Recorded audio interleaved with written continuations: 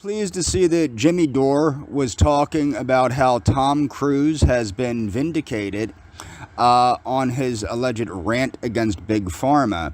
And it wasn't a rant. What people need to understand is Tom Cruise understood what he was talking about. And this is actually what led me to learn about Scientology. Well, this and the Leah Remini nonsense.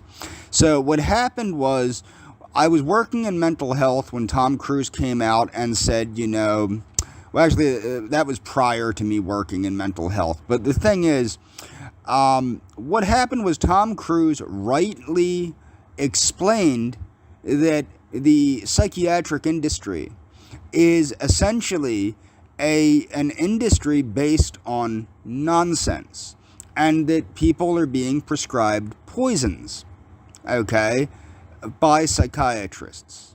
This is not an exaggeration, okay?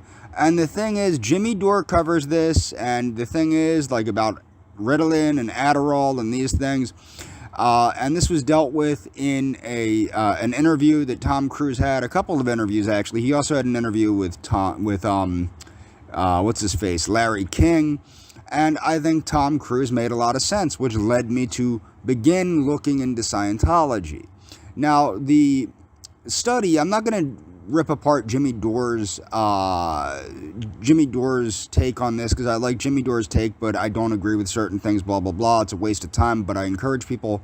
It's a waste of time for me to rip it apart, because Jimmy Dore had a lot of false beliefs, because he believed the nonsense about the psychiatric community and the mental health community push about things like chemical imbalance theory, which are complete horseshit. And I don't understand how anybody that has even a basic psych class can tell that these things, these chemical imbalance theories, are based in nothing. They're just people saying stuff. Nothing is measured, nothing is proven. These are not proven theories. And I'm going to move on to the study that Jimmy Dore uses, which is a meta-analysis. As I've said, this should not shock anyone that has taken even the most rudimentary psych class, introduction to psych or whatever, because anybody that's done that already knows the answer, and the answer is that, quite frankly,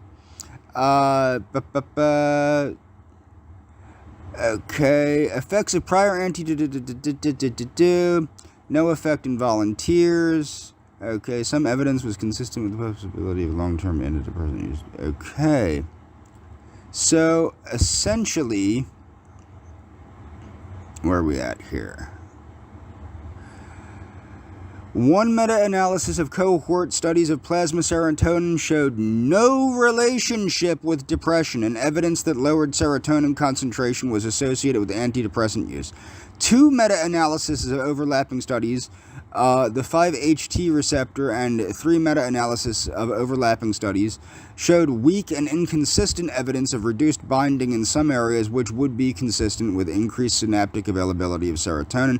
However, effects of prior antidepressant use were not reliably excluded. One meta-analysis of tryptophan depletion studies found no effect in most healthy volunteers, but weak evidence of an effect in those with a family history of depression. Essentially, no effect involved, no systematic review of tryptophan depletion, no evidence of an association with depression or an interaction between genotype, stress, and depression. The main areas of serotonin research provide no consistent evidence of there being an association between serotonin and depression. The main areas of serotonin research provide no consistent evidence of there being an association between serotonin and depression, and no support for the hypothesis that depression is caused by lowered serotonin activity or concentrations. Some evidence was consistent with the possibility of long-term antidepressant use reduces serotonin concentration. But as you said, regardless of whether it lowers serotonin concentration, this does not have an effect on depression. according to this meta-analysis, or these meta-analyses. So a lot of people like to bash Scientology for its criticisms of psychiatry. And I want to be clear, I'm not a Scientologist. I don't even agree with Scientology necessarily on its take on mental health. I do believe that there is a multifaceted origin of mental health concerns. I do believe mental health concerns are real, blah, blah, blah. But my point is to unfairly attack a group of people simply because you refuse to learn what they're saying is foolish. And this gentleman, who is the co-founder of the Citizens Commission on Human Rights, okay, his name is Thomas Stephen Saz. Okay, Thomas Saz, he was born in Budapest, Hungary, died in New York, citizenship Hungarian and United States, criticism of psychiatry. This is a psychiatrist. Awards for greatest public service benefiting the disadvantaged, Martin Buber Award, Humanist Laureate Award, Great Lake Association of Clinical Medicine Patients' Rights, Advocate Award, American Psychological Association Rollo May Award. Fields, he worked in psychiatry. He was a psychiatrist. He was a professor of psychiatry. Saz argued throughout his career that mental illness is a metaphor for human problems in living, and that's the truth. This is the thing that people, and I want to get this straight. The problem that you have with mental health is a multifaceted issue. Some of it probably is biological, but they're not doing any real good research into trying to determine what it is. I think a lot of it probably has to do with immunological issues and things like that. But as I said, you can't say these things without with any real reliance. But there are certain medical conditions, dehydration, malnutrition. These things result in psychosis. This is one of the reasons why orthomolecular medicine is effective. Why people like Dr. Abraham Hoffer have had success by treating schizophrenics and other people with nutrients, is because nutrient deficiencies, or what would be considered a deficiency in some people because of biochemical individuality, it can cause issues. Diabetes can cause psychotic-like symptoms. Dehydration can cause psychotic-like symptoms. Now, before I continue, I want to make sure people know I'm not a doctor. I am not a psychiatrist. I am not a chiropractor. I am not a nurse practitioner. I am not a registered nurse. I am nothing like that. I'm not a dietitian, and I'm not a nutritionist. But the point is, you don't have to be any of that to know these things. These are common knowledge. So Saz was born to Jewish parents, blah, blah, blah, Budapest, Hungary. Rise of Saz's arguments. Saz first presented his attack on mental illness as a legal term in 1958 in the Columbia Law Review. In his article, he argued that mental illness was no more a fact bearing on a subject's guilt than is possession by the devil. Okay? And I think this is important that people understand this. When you really delve into mental health, you will see a big correlation between belief in supernaturalism and pseudoscience and psychiatry. Psychiatry itself is more or less a pseudoscience, a pseudo-medical field. It's not really a medical field. Okay, it's apart from, it's different from other forms of medicine. Saz's main argument: Saz was convinced there was a metaphorical character to mental disorders, and its use in psychiatry was frequently injurious. He set himself to a task to delegitimize legitimating agencies and authorities, and what he saw as their vast powers enforced by psychiatrists and other mental health professionals, mental health laws, mental health courts, and mental health sentences. And that's important to understand. People are sentenced by psychiatrists. Okay? They are sentenced to terms in psychiatric hospitals. They've committed no crimes, but strangely they have less rights than criminals. Saz was a critic of the influence of modern medicine.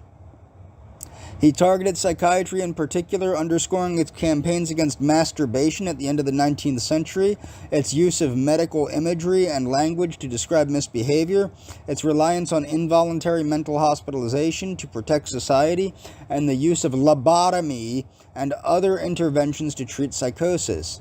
To sum up his description of political influence of medicine in modern societies imbued by faith in science, he declared, and this is him, since theocracy is the rule of God or its priests, and democracy the rule of the people or of the majority, pharmacracy is therefore the rule of medicine or of doctors. Okay, and that's pretty interesting, because he's not wrong. Okay, we've been experiencing this to some extent in recent history. Saz consistently paid attention to the power of language. Okay, the struggle for definition is veritable. The struggle for life itself, in the typical Western, two men fight desperately for the possession of a gun. Okay, so I'm going to move on, and I'm going to look into other stuff and show you other things. The Citizens Commission on Human Rights is a non-profit organization established by the Church of Scientology and psychiatrist Thomas Saz, headquartered in Los Angeles, California. Its stated mission is to eradicate abuses committed under the guise of mental health and enact patient and consumer protections. Many critics regard it as a Scientology front group. Okay, now this is what's so funny about this. People refer to these things as Scientology front groups, Scientology front groups. Scientology does a lot of good for society, which I found out when I looked into Scientology, primarily due to the Leah Remini smear campaign. Leah Remini's smear campaign against Scientology. When I started looking into Scientology, I started seeing that Scientology does a lot of good in society. Now, to claim that the Citizens Commission on Human Rights is some sort of Scientology front group is bizarre on the face of it, because it's not hidden. It's not very well hidden that this group is associated with Scientology. So it's not a Scientology front group. This is an organization with connection to Scientology that is used to help liberate people from the abuses of psychiatry, which is a very real thing. Okay? To say that there's an anti-psychiatric agenda, there would not be a need for an anti-psychiatric agenda if psychiatrists were not abusing the public, or if the mental health industry was not abusing the public. Okay? That's the problem. Okay? And one of the things that made me realize that Tom Cruise was right, I've both been a recipient of mental health care, and I've worked in mental health. I can say unequivocally that I have never seen anyone, including myself, ever get better from the use of any psychiatric medication. Ever. I've seen people get worse, including myself. I've seen people permanently messed up from psychiatric medication, including myself. Okay? But I have never seen anybody get better from the use of psychiatric medication. Ever. And that goes both and I've met thousands of mental health recipients as both a recipient of mental health care and someone working in the field of mental health. And I have not seen anyone get better from the use of psychiatric medicine. And I don't even blame psychiatrists. Every psychiatrist I've ever worked with, meaning in the field that I've worked with as a coworker, I believe they genuinely want to help their patients, but they truly believe, like a religion, in their medicines. And they think that their medicines have this magical ability to help people, and they have a delusion. They see their patients getting better, but they're not the ones going to the patient's home. They're not the ones seeing the patient seclude themselves. They're not the one that sees a patient that was depressed but showering and working, now not being able to bathe themselves, choosing to stay in, never going out in public, and not being able to work anymore because of the side effects of the psychiatric medication they've been put on. They don't see that. And they assume that the patient is doing better because the patient becomes more manageable. And I don't blame the psychiatrists. That's what they really think. Okay? Efforts for psychiatric reform, okay? The Citizens Commission on Human Rights achieved a major victory in 1969, a case at a Hungarian refugee who had been committed to a psychiatric hospital against his will. The police officers committed said he had tried to kill himself. Judge hearing. The hospital refused. An aide to the hospital eventually notified who, under the initiative of SARS, took the case to court and secured his release. The Citizens Commission on Human Rights continued to lobby for legislation reform on mental health issues such as keeping of detailed computer records on involuntarily committed patients and their families, and drug experimentation without patients' consent. The CCHR would typically request a tour of psychiatric hospitals, issue a public report based on patient testimony and other sources. So this is not some crazy thing. This is what the government should be doing on a regular basis. Okay? So, the various psychiatric organizations, including Eli Lilly, see, now they're taking on things like Eli Lilly, okay?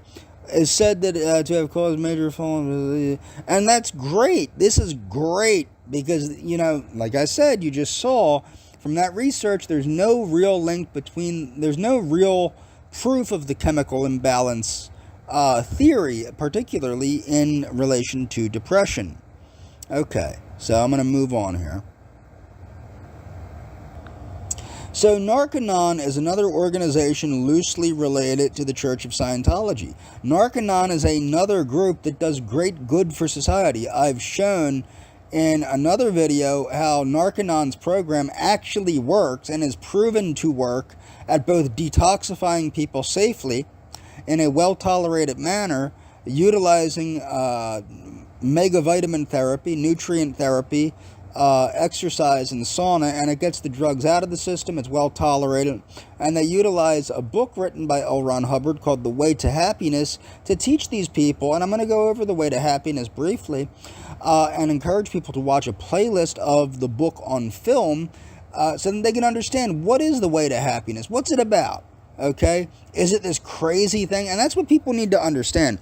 I'm not a Scientologist. Scientology is not for me. Okay, I'm not somebody, I'm not a joiner. I don't join things. But what I will say is this. I don't think anyone is getting hurt by Scientology. I do think a lot of people have been harmed by drug rehabs, by psychiatric hospitals, by psychiatrists, by psychiatric abuse, by psychiatric drugs, and I don't think that that's an opinion of mine. I'm pretty damned sure that a lot of people can vouch for the fact that psychiatry, the psychiatric industry, the mental health industry, and psychiatric medicines have caused mountains of problems for society. Not to mention the drug rehabilitation programs that do not work and get people hooked on drugs in the false belief that they're getting people off of drugs. In my opinion, working in the mental health industry, I see mental health is nothing more than a for-profit scam that takes use of what Thomas Szasz called pharmacracy to facilitate a funding stream for something that is not doing really any real good for society, or that same good could be done better without the mental health angle. So while both the Church of Scientology and Narconon state that Narconon is a secular program, independent, it provides legitimate drug, it does provide legitimate drug education and rehabilitation. The organization has been described by many governments, okay. Narconon with Scientology program is another example of the workability of Dianetics and Scientology. Narconon, and that's the truth.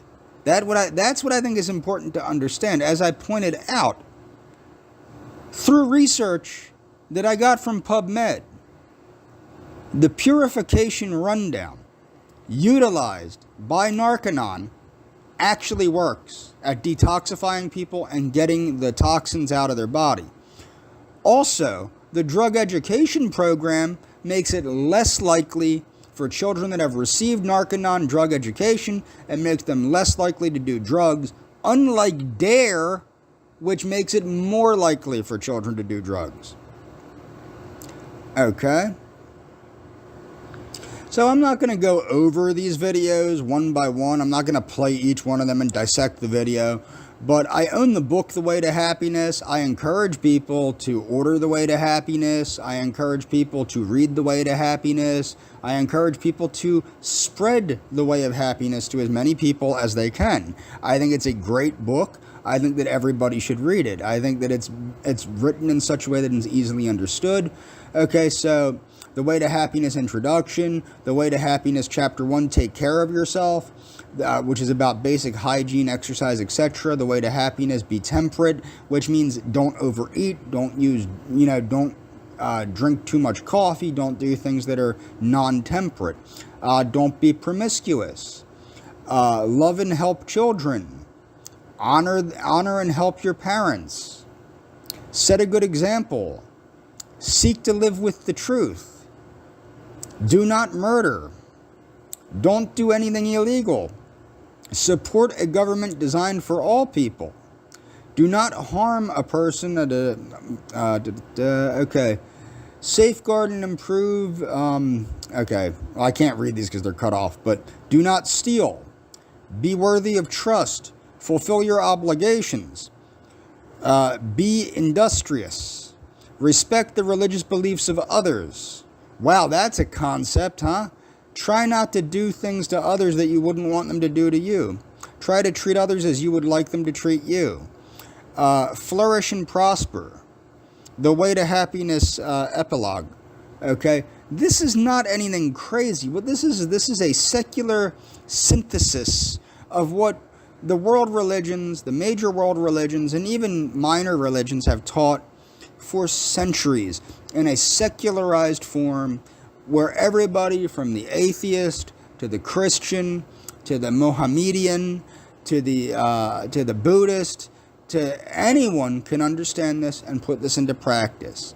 This is what is used in Narconon and in Criminon and those programs to help people understand that these are the moral standards that are expected of a normal, healthy person in society.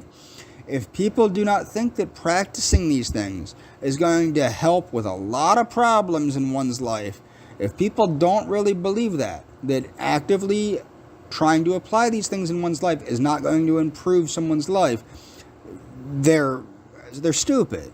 Because this will help improve somebody's life if they actually try to live by this.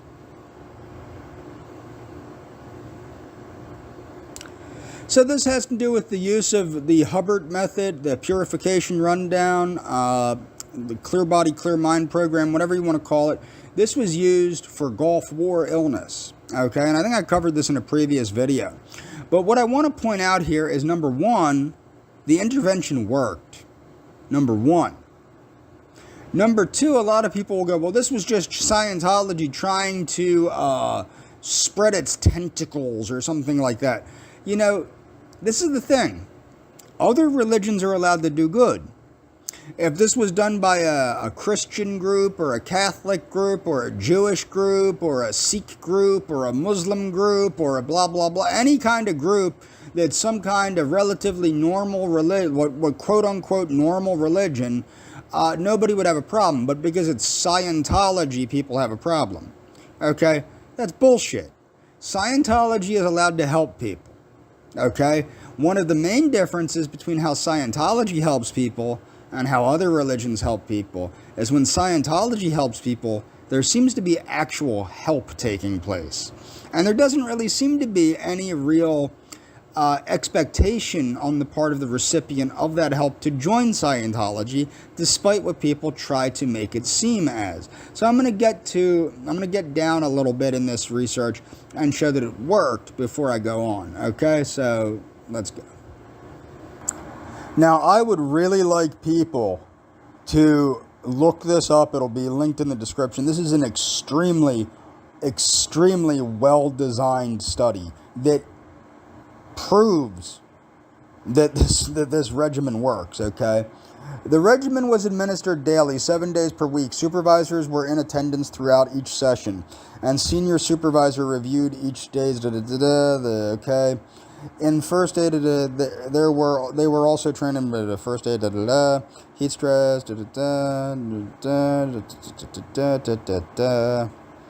Okay, each session started with drinking the specific dose of powdered crystalline niacin for immediate release. So that's probably nicotinic acid. It's niacin. Okay, dissolved in a glass of water, followed by 20 or 30 minutes on a treadmill, exercise bike, or elliptical machine at a moderate aerobic level as tolerated. Often the expected niacin flush would begin during the exercise time frame. The next 2 to 4 hours were spent in a low temperature, 60 to 80 degrees Celsius, well-ventilated Finnish sauna with cool-off breaks, showers, fluids, electrolytes, and food as needed, overseen by the supervisor. The niacin flush and any other symptoms would peak during the sauna phase and then dissipate. The other vitamin mineral supplements were administered throughout the day with glasses of calcium, magnesium, CalMag drink. Now, if you read Clear Body, Clear Mind, the recipe for CalMag is in there. The cold-pressed, polyunsaturated blended oil and lecithin were taken after the sauna session. The dosages of supplements increased as the program progressed through 5 stages, but could also be adjusted as recommended by the study physician and depending on tolerances. There were no changes from the participants' normal diet. Now that's important because that is one cornerstone of this. The person's regular diet, regardless of what it is adhered to. So that's important to understand. So this is what for lack of a better term, it's an orthomolecular intervention. It's utilizing nutrients and heat and exercise to facilitate detoxification. There is no change to the diet per se. This is with this is with a nutraceutical intervention. Okay. So supervisors explained to participants the expected reactions to niacin, including hot, red skin.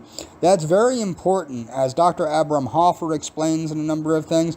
That can scare the living hell out of somebody, because your skin will turn bright red and itchy. And I want to point out, this is what people might not understand. And like I said, I'm not a Scientologist. I'm going to point this out right now. Some people can't tolerate high doses of niacin. Some people can develop liver issues due to high doses of niacin. It's not many people, but it is some people.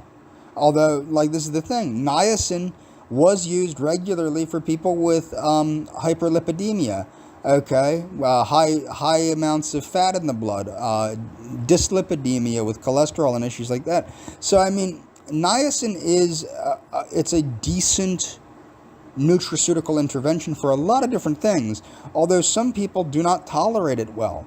Okay, keep in mind, I'm not a Scientologist. What I am pointing out, though, this program, this research proves, like the other research I showed, proves that this does work at getting toxins out of the body. Okay, after up to 4 or more weeks, when further increasing, the daily niacin dose caused no flush or mental emotional reactions, and the participant originated a feeling of well-being. The regimen was considered to be complete. This most often occurred at a niacin dose of 5,000 milligrams. That's 5 grams of niacin for the last few days. Okay, this is where they purchased the nutritional supplements. Okay, so they're telling you where the nutritional supplements were literally bought.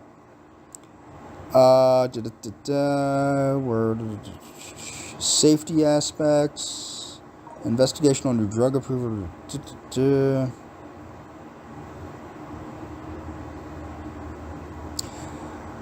The assessed feasibility of the implementation and studying the intervention in this veteran population via a log of accrual rates of those approached, assessed for eligibility, enrolled, randomized, and retained through phases of the study, which safety. Safety by daily reports maintained by the participant, structured routine blood tests, glucose, lipids. See, they're really making sure that everything they have is measured. This is a lot more than what happens at drug rehabs. This is a lot more than what happens at psychiatric hospitals. This is them taking into consideration, how is this intervention affecting these people? Okay? And this is how they assessed everything. Quality of life, symptoms changed. We assessed changes in fatigue symptoms. We used satisfied statistical methods. See, this is going over the whole deal. The results. Recruitment began. Baseline characteristics. Shows the baseline. This is a very well structured, very well structured research study. Like, this is not a joke. This is what science looks like when people are claiming, there's science to support the chemical. No, there's science to support this. Psychiatry doesn't have even a fraction of this to support it. 3-month follow-ups, the mean, stability at 3 months, stability of improvements. So there were improvements, obviously, in the measure. The improvements found at the 6-week mark for both groups appeared stable at 3 months. For instance, we did not detect any concerning patterns of changes in the clinical chemistry or hematology measures taken at each stage of the program. Blood sugar was monitored. This is what people need to understand. One of the things with niacin is niacin can increase blood sugar, but they didn't find that. They didn't find increases in blood sugar.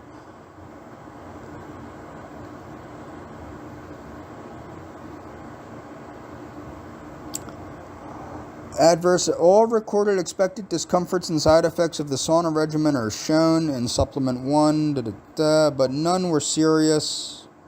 None were serious. Okay, take that into consideration.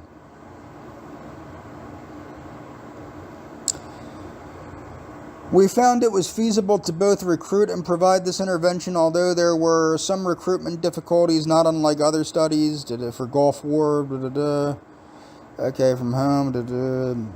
Changes in health measures. There were improvements in most of the symptoms measured at post-intervention compared to wait list, sustained at 3 months, notwithstanding the small sample size. These results suggest clinically relevant benefit of application of the Hubbard detoxification procedure for veterans with Gulf War illness.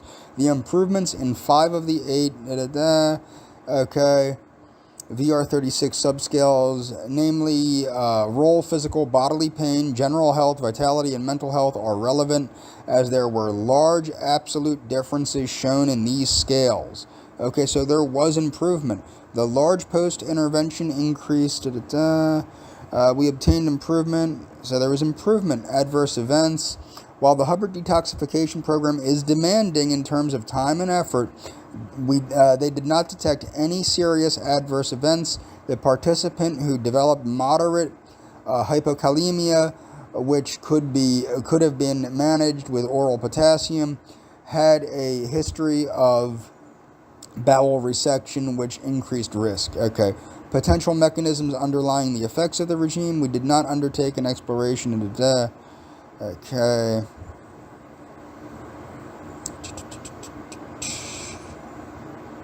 So, I mean, this really shows that this intervention worked.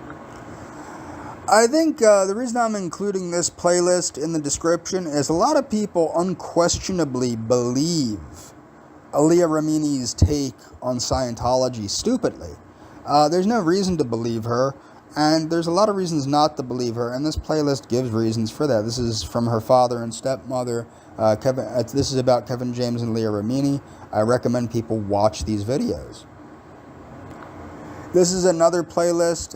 Leah Remini's father, George Remini, Tells All. It's a similar playlist, and I want to make sure people watch these videos and understand, you shouldn't just believe what people say for no reason. There's no, you should have proof. Okay, you should have proof that what people are saying are the truth before you go and you bash a whole group of people or even one person. You shouldn't smear even one person. It's wrong to believe what other people are saying without evidence. That's the justice system of this country is based on, being measured and making sure that people that are innocent are found innocent and people that are guilty are found guilty. But people certainly shouldn't be found guilty on just smear campaigns like these people put out. And I think like with the whole Alex Jones fiasco, and like you see what's happening with Alex Jones, and you see what's happening. I think this is all good things. These people that use these mediums to lie and disparage and attack innocent people, they're going to be brought to justice in the future, I think. More or less. I mean, this is just people speaking out about these people, but that's how it started with Alex Jones. And I think that this will end up in a lot of people that make these false claims about individuals and about groups like Scientology, and about individuals like Tom Cruise, about individuals like Marilyn Manson, about individuals like Johnny Depp.